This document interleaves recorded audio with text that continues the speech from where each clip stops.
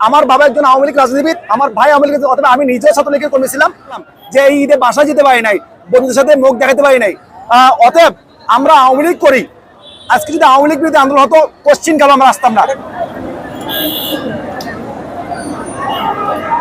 আন্দোলনের পাশাপাশি বই পড়েও আন্দোলনকে সফল করছি।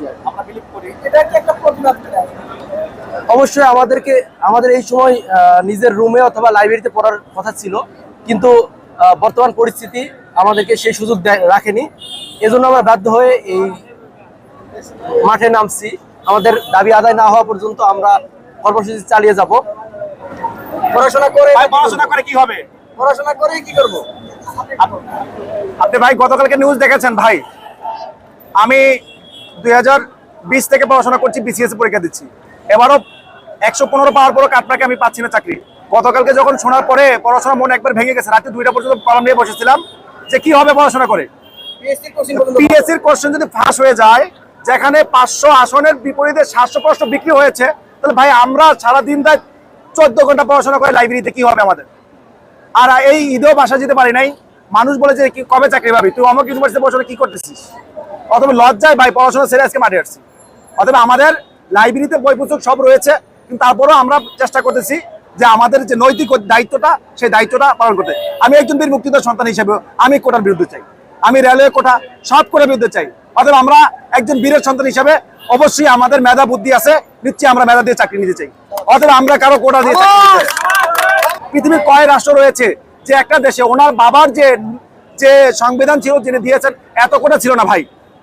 এই এত কোটা দিয়ে আসলে দেশ পরিচালনা করছে কারা ভাই? অতএব মেধাবীরা চাকরি পাচ্ছে না। অতএব মেধাবীদের জন্য আমরা পড়াশোনা করে চাকরি দিতে চাই, দেশকে কিছু দিতে চাই। অতএব বীরের সন্তান হিসাবে আমরা দেশকে পরিচালনা করতে চাই মেধা দিয়ে, বাট আমরা কারোর দান দক্ষিণা নিয়ে আমরা চাকরি নিতে চাই না। যদি আমরা সরকারি কর্মচারী হই, অতএব তোকে ডাল ভাত খেয়ে মরতে পারবো।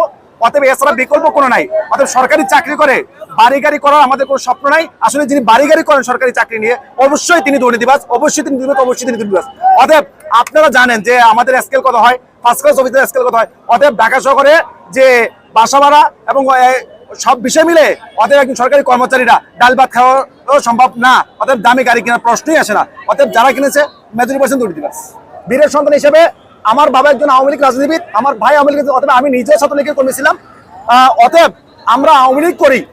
আজকে যদি আওয়ামী লীগ বিরোধী আন্দোলন হতো, কোশ্চিন কাল আমরা আসতাম না। আমরা সরকার বিরোধী আন্দোলন করছি না। আমার নৈতিক অধিকার, এত বছর পড়াশোনা করেছি, অতএব আমি চাকরি চাই মেধা দিয়া। অতএব মেধা দিয়ে দেশকে পরিচালনা করতে চাই। আসলে এখানে অনেক মেজরিটি % আওয়ামী লীগের ছেলে আছে, আমাদের পরিচিত জন, কিন্তু অতএব তারা কেউ আওয়ামী লীগ বিরোধী না এবং জামাত শহীদ না, তারা আসলেই স্টুডেন্ট। আপনি যদি বুঝতে যেতে পারলাম যে এই ঈদে বাসা যেতে পারি নাই, বন্ধুদের সাথে মুখ দেখাতে পারি নাই, যে কি করস?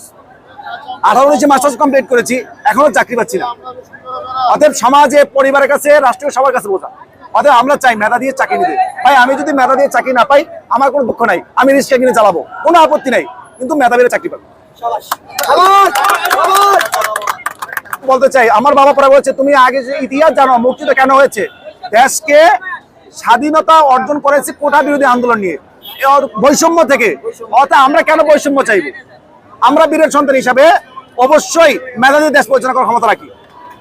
বৈষম্যের জন্য যুদ্ধ হয়েছে, বৈষম্যের বিরুদ্ধে একবার যুদ্ধ হয়েছে, আবার কেন বৈষম্য চলবে?